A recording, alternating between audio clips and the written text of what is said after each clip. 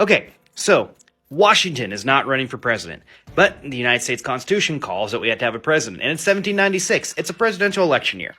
How are we going to run and how are we going to do this? Well, the presidential election of 1796 is going to be the third election in U.S. history for president, but it's going to be the first election in U.S. presidency in which political parties are involved. The two political parties that we're going to be dealing with are the Federalists, led by none other than John Adams, who is going to be their candidate for president. They're going to kind of center their support around him.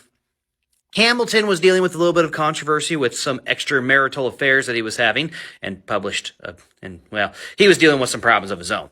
Thomas Jefferson is going to be the leader of the Democratic Republicans. Each party is going to have its own problems and own issues that they're going to coalesce around.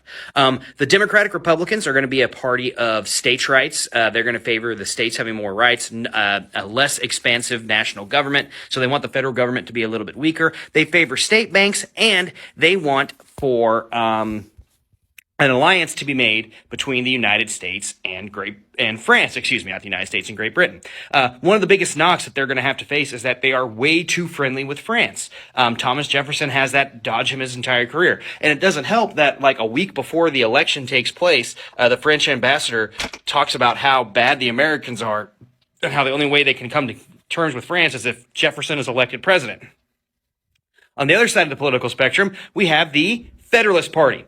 The Federalist Party's biggest complaint was that they were too tied to the policies of Alexander Hamilton.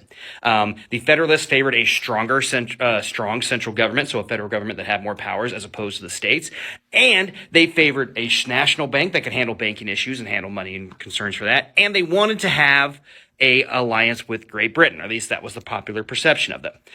Officially, the stance of the Federalists was that they were going to remain neutral and follow the example that George Washington laid out. So, each candidate is running for president. When it comes to election day, there's a problem. The 12th Amendment of the Constitution hasn't been passed yet, and the way that the Constitution is written for presidential elections is that whoever gets the most votes becomes president, and whoever gets the second most votes becomes vice president. Of the 138 electoral votes, I think 138, it's 138 or 168, I can't remember which, but anyways, of the votes possible, John Adams gets 71. He becomes president because he receives the majority of votes in the Electoral College. So, John Adams, second president of the United States, and his vice president, the person who receives the second most votes, is Thomas Jefferson from the opposite political party, who is no longer friends with John Adams. That should be fun.